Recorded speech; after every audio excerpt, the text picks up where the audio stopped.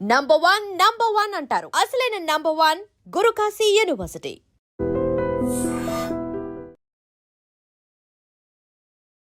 Hi guys, welcome to I dream. నేను మీ Chanakya. Guys, present India and America మధ్యలో జరుగుతూ ఉన్న ఈ హై టెన్షన్స్ మధ్యలో అండ్ అక్కడ నివసిస్తున్న వాళ్ళు, లేకపోతే H1B వీసాకి సంబంధించిన కానీ అండ్ ఇలాంటి వాటికి సంబంధించి ఎవరైనా కానీ ఇప్పుడు ట్రావెల్ చేయాలనుకుంటే అలా అక్కడున్న స్టూడెంట్స్ వాళ్ళ మీదకైనా కానీ సో ఏమన్నా ఇబ్బందులు ఏమన్నా తలెత్తుతాయా? ఇలాంటి విషయాలన్నిటి గురించి కూడా మనతో పాటు మాట్లాడడానికి హైకోర్టు న్యాయవాది, ఇమిగ్రేషన్ లాయర్ అయిన పృథ్వీ గారు ఇప్పుడు మనతో పాటు ఉన్నారు. మరి సార్తో మాట్లాడదాం. మరి విషయాలు ఏంటో అడిగి తెలుసుకుందాం. Hi sir. Hi Chanakya. Sir, Trump మామ టారిఫ్ల మీద టారిఫ్లు వేసేస్తూ ఉన్నాడు. అసలు ఇండియా అంటే కచ్చి గట్టి మరి కూర్చున్నాడు అన్నట్టు కూడా అనిపిస్తూ ఉంది. అది ఇట్లానే బిజినెస్ డీల్స్ దాని ప్రకారం. కాకపోతే ఎవరైతే ట్రావెల్ చేస్తూ ఉన్నారో H1B వీసాస్ అయినా కానీ అండ్ స్టూడెంట్స్ చాలామంది చదువులు అంటే ఫస్ట్ ప్రయారిటీ అనేది యూఎస్కి వెళ్ళిపోతుంటారు. మరి వాళ్ళ మీద ఏమైనా ఇంపాక్ట్ ఏమన్నా ఉంటుందంటారా? యాజ్ ఆఫ్ నౌ చెప్పాలంటే చాణక్య 70% అమెరికా వెళ్ళే వాళ్ళు ఆగిపోయారు. 70% ఆగిపోయారు. Okay. And 25% already slots previous book అయిపోయి అండ్ నేను వెళ్ళాలి ఖచ్చితంగా, నేను యూఎస్లోనే ఎంఎస్ చేయాలి అన్న ఒక ఉద్దేశం ఉన్నవాళ్ళు తప్ప మిగతా వాళ్ళందరూ ఆగిపోయారనే చెప్పచ్చు. ఇప్పుడు ఈ స్టూడెంట్స్ యాజ్ ఆన్ నౌ పెరగాలి అంటే ఇంపాసిబుల్ చాణక్య. ఓకే. ఎందుకంటే ఆల్రెడీ ఒక రకమైనటువంటి ఫియర్ ఎస్టాబ్లిష్ అయిపోయింది ఒక పిల్లలకి. అదొకటి కూడా ఎప్పుడు లేనట్టు ట్రంప్ ఫస్ట్ టైం యూనివర్సిటీస్ మీద పెత్తనాలు చేయటం మొదలుపెట్టాడు.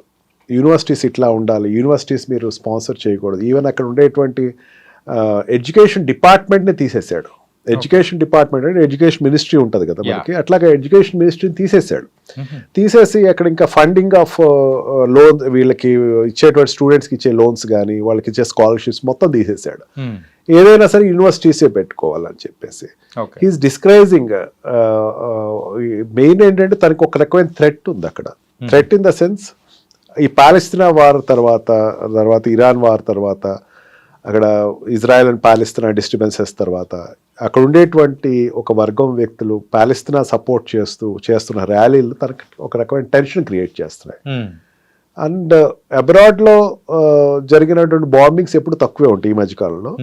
ఈ మధ్యన ఇజ్రాయెల్ దగ్గర జరిగినటువంటి ఒక బాంబ్ బ్లాస్ట్ అన్నది, ఇదంతా కూడా ఒక రకమైన టెన్షన్ క్రియేట్ చేసి స్టూడెంట్స్ని కంట్రోల్ చేయాలి అన్నది ఏదైతే ఉందో అక్కడ డైరెక్ట్గా లిబర్టీ అనేటువంటి ఒక basic principle of American constitution దెబ్బతింటూ మొదలుపెట్టింది. ఓకే. ఈ యాంగిల్స్లో ఏమవుతుందంటే స్టూడెంట్ ఇన్ గోయింగ్ తగ్గారు, అక్కడికి వెళ్ళే వాళ్ళు తగ్గారు. అండ్ ఎప్పుడైతే ఈ ఇన్కమింగ్ స్టూడెంట్స్ తగ్గారో ఈ ఉన్న స్టూడెంట్స్ భయం మొదలైంది. వాళ్ళు కూడా సోషల్ మీడియాస్ అన్ని మీకు హ్యాండిల్స్ ఇవ్వండి, మీ యొక్క క్రెడెన్షియల్స్ మాకు హ్యాండ్ ఓవర్ చేయండి, మీ సోషల్ మీడియాస్ నేను ఓపెన్ చేస్తాను అంటే ఏదైనా ఒక వీడియో ఏదైనా వచ్చింది అనుకోండి, పాలస్తీనాకి సంబంధించి సపోర్ట్ చేస్తున్నవాడు ఎవడో ఫ్రెండ్ పెడతాడు అనుకోండి, వాడు చూశాడు అనుకోండి, then he will be doubted అనమాట. అతను డౌట్ పడతారు, స్కానింగ్ లోకి వచ్చేస్తారు. అలా ఆ రకంగా ఒక రకమైన ఇన్సెక్యూరిటీ అనేది అక్కడ వెళ్తున్న స్టూడెంట్స్కి, అక్కడ ఉన్న స్టూడెంట్స్కి డెవలప్ అయింది. But it is not a longitive end as such. అది ఎక్కువ నాళ్ళు ఉంటుంది అయితే ఐ డోంట్ థింక్ సో. ఇంతకన్నా వర్స్ సిచ్యుయేషన్స్ చాలా వచ్చినాయి యూఎస్లో. It is one of the situation where the students must be little brave and వాళ్ళు వెళ్ళినటువంటి ఎడ్యుకేషన్ అన్నది అక్కడ తర్వాత కంటిన్యూ అవ్వాలంటే దే హ్యావ్ టు. సార్, ప్రీవియస్గా ఉన్న సిచ్యువేషన్స్ వరకు అయితే ఇండియా అండ్ అమెరికా అనేది కూడా ఒక ఫ్రెండ్లీ నేషన్స్గా ఉన్నాయి. కాకపోతే ఇంత హై టెన్షన్స్ అనేది కూడా ఈ మధ్యకాలంలో ఎప్పుడూ చూడలేదు. కానీ స్టూడెంట్స్ వెళ్ళే వాళ్ళ డ్రాప్ కానీ అక్కడున్న కంపెనీస్లో వర్క్ చేస్తున్న ఎవరైతే ఉన్నారో ఎంప్లాయీస్ కానీ వాళ్ళ మీద కూడా ఈ బర్డన్ పడే అవకాశాలు ఉంటాయని కూడా భయపడుతూ ఉన్నారు. మరి వాళ్ళకి సంబంధించి మీరేం చెప్తారు? చాణక్య, ఒకటి మనం ఆలోచించాల్సింది ఏంటంటే it is not a communist country or socialistic country. Okay. అక్కడ ప్రైవేట్ కంపెనీస్ని గవర్నమెంట్ కెనాట్ డిక్టేట్ టర్మ్స్, ఇట్లా చేయాలి. ఓకే. యాపిల్ లాంటి ఒక చిన్న కంపెనీ నీకు ప్రొడక్షన్ ఇండియాలో ఆపేయమంటే నేను ఆపనని చెప్పింది. ఏం చేయలేకపోయాడు. ఓకే. మహా అయితే ట్యాక్స్ పెంచుతావు, ఎంత పెంచుకోవాలి అంటే అక్కడ ఉండేటువంటి industrialist are very powerful. Okay. వాళ్ళని ఎవరు కంట్రోల్ చేయలేరు. ఎంతమంది ఎంప్లాయీస్ కావాలి, ఎట్లా కావాలి అనేది వాళ్ళ ఇష్టం. అది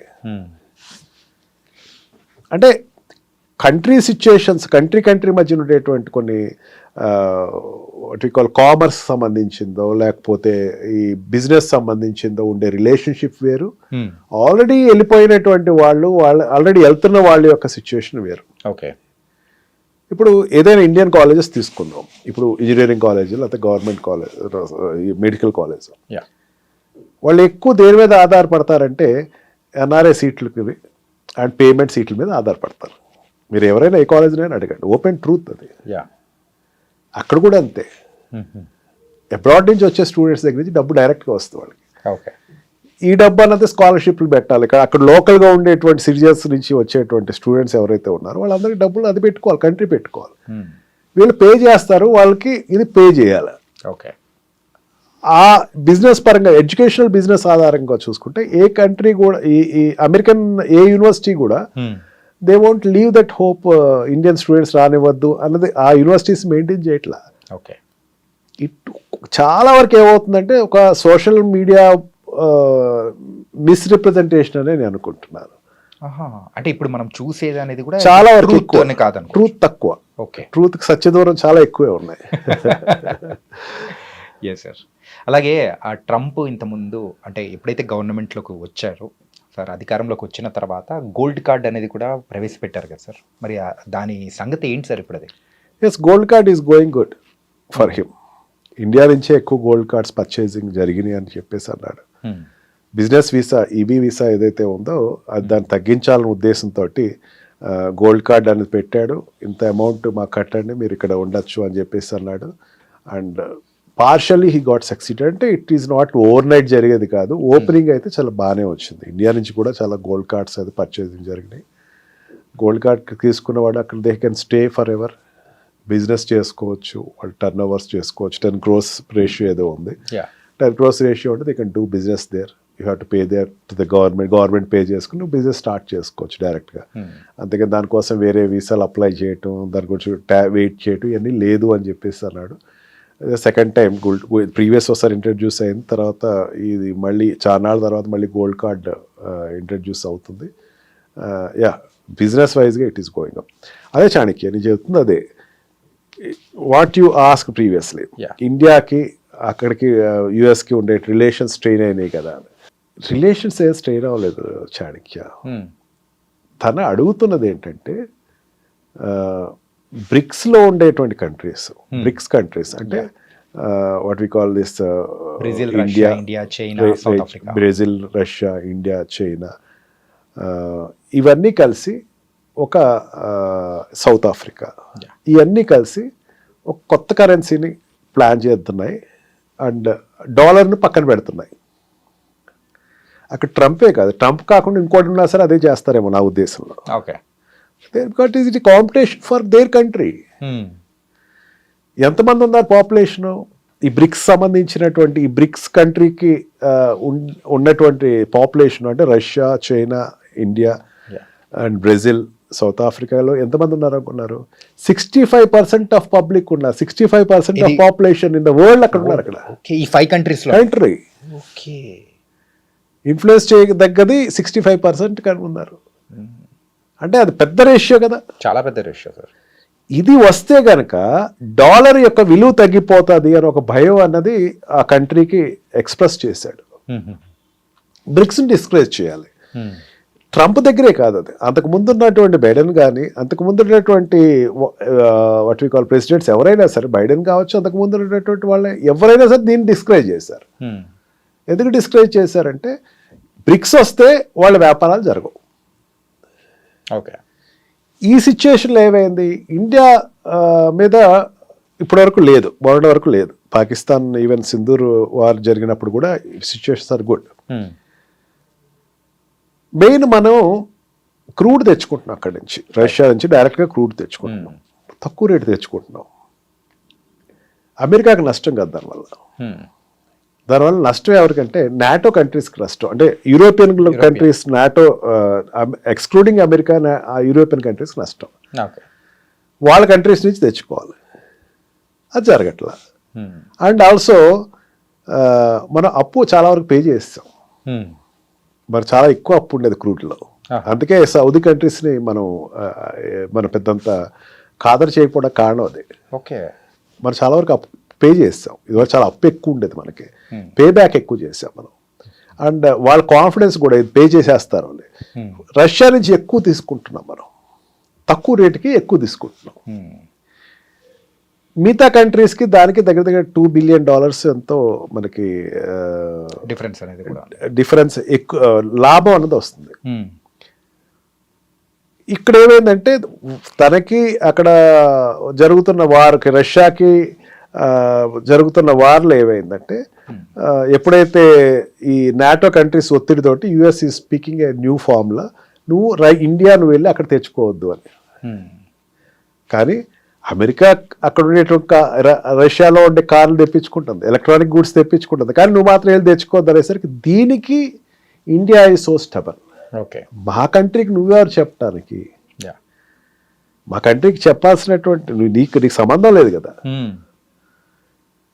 అండ్ నాటో కంట్రీస్కి అయితే గట్టి వార్నింగ్ ఇచ్చాడు నిన్న ప్రైమ్ మినిస్టర్. అసలు మీకు నాకు సంబంధం ఏంటి? అసలు మీరు ఎక్కడెక్కడ వ్యాపారం చేసుకుంటారు మేము అడిగాము ఎప్పుడైనా సరే. ఉక్రెయిన్ వార్కి మీకు సంబంధించింది, ఉక్రెయిన్ వార్కి మాకు సంబంధం నాటోకి సంబంధించింది. We are not the members of NATO. Right, నాటోలో మీ మెంబర్స్ కాదే అని చెప్పి చాలా గట్టి సమాధానం అయితే చెప్పడం జరిగింది.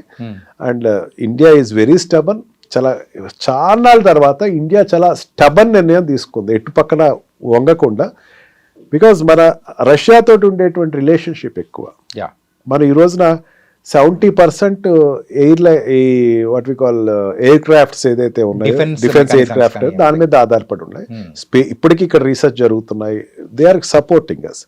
అండ్ రష్యా మన పక్కన ఉంటే చైనా మన కంట్రోల్లో ఉంటుంది. అది మర్చిపోద్దు మనం.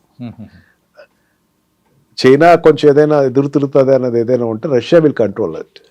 సిచ్యుయేషన్ కంట్రోల్ చేస్తుంది. అందులో that's why Modi is going to China very soon.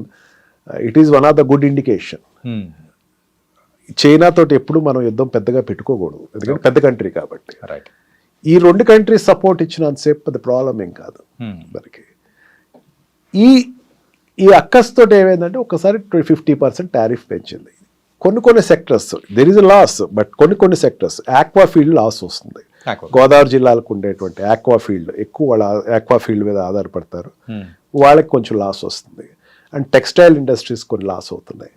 And pharma industries, మెయిన్గా ఫార్మా ఇండస్ట్రీ మనకి ఇక్కడ ఉండేటువంటి మోడీ డ్రగ్స్ ఏదైతే ఉన్నాయో ఎక్కువ అక్కడ సేల్ ఉంటుంది, వాటికి కొంచెం ఉంటుంది. బట్ ఫార్మాకు అయితే తన లిబర్టీ ఇచ్చాడు, దీంట్లోంచి ఈ 50% ఫార్మా తీసేస్తున్నారు, ఎందుకంటే వాళ్ళకి అవసరం. ఓకే, తనకి ఏదైతే అవసరం అదే ఎక్కువ నాళ్ళు ఇది ఉంటుంది అని అయితే నేను అనుకోవట్లేదు. ఎందుకంటే కంట్రీ లాస్ వాళ్ళకి, మనకన్నా లాస్ వాళ్ళకి ఎక్కువ ఉంటుంది. ఓకే, అండ్ డైమండ్స్కి సంబంధించినటువంటివి కొన్ని సెక్టర్స్ అయితే ఇట్ క్లియర్లీ కొంచెం లాస్ అయితే ఉంటుంది. This is called commerce. Relationship is different. ఈ రోజున మనం పాకిస్తాన్ తోటి యుద్ధానికి వెళ్తే అమెరికా భారతదేశానికి సపోర్ట్ ఇచ్చే పరిస్థితి ఉంది. And also for any other activities America ఇండియాకి సపోర్ట్ ఇస్తా, ఆ ప్రాబ్లం ఏం లేదు. Commerce is difference. ఓకే, వ్యాపారమే. అందుకని దానికి దీనికి సంబంధం పెట్టక్కల. And the students and the employees which are existed there in America, నేనైతే చాలా వెరిఫికేషన్ అయితే చేసుకుంటా ఉంటాను. మీరు చెప్తే నమ్మొచ్చానికి రోజుకి ఒక 5-6 నా క్లయింట్స్ వెరిఫై చేసుకుంటాను అబ్రాడ్లో, యూఎస్లో. ఓకే, సిచ్యువేషన్ అట్లా ఎక్కడేం లేదు అసలు అంటారు వాళ్ళు. They are very cool. Students also very cool. మన ఐడ్రీమ్ ద్వారా చెప్తున్న parents of students, don't get worried, your children are safe. They will be the safest people because they are in liberal country, not communist country or socialistic countries. Nice sir. ఏంటంటే అక్కడికి వెళ్ళిన తర్వాత parents ఇక్కడ ఉన్న వాళ్ళు చాలా వరకు భయపడుతూ ఉంటారు. అరే పేపర్లో ఇన్ని రాస్తూ ఉన్నారు, అసలు వీడియోస్ ఏమో ఇన్ని వస్తూ ఉన్నాయి, అరే ఇన్ని టారిఫ్లు వేస్తున్నాడు, ఈరోజు ఇలా ఉందంటే రేపు శత్రు దేశంగా చెప్తాడేమో, ఇలా చాలా మిస్కన్సెప్షన్స్ అనేది కూడా ఉన్నాయి. దానికి మాత్రం you are the perfect person to say that answer. And చాలా చక్కగా చెప్పారు sir. So thank you so much sir. Thank you. నిజంగా ప్రస్తుతం ఉన్నటువంటి సమాజం దేనికి ప్రయారిటీ ఇస్తుంది? ఆర్థిక సంబంధాల చుట్టూ మాత్రమే తిరుగుతోంది. మళ్ళీ ఎన్నికలంగానే చాలా విరక్తి కలుగుతాం. మంచి అనిపిస్తుంది కదా, లేడీస్ కూడా ఛాలెంజింగ్ జాబ్స్ చేసినప్పుడు చాలా బాగుంటది. ట్రాఫిక్ అసిస్టెంట్స్ గా నియమించిన ట్రాన్స్జెండర్స్ అందరితో సాల్యూట్ చేయించుకుంటున్నారు. ఫుడ్ డెలివరీ ఇవ్వటానికి వెళ్ళినటువంటి డెలివరీ బాయ్ అనిల్ పై కళ్ళ ముందు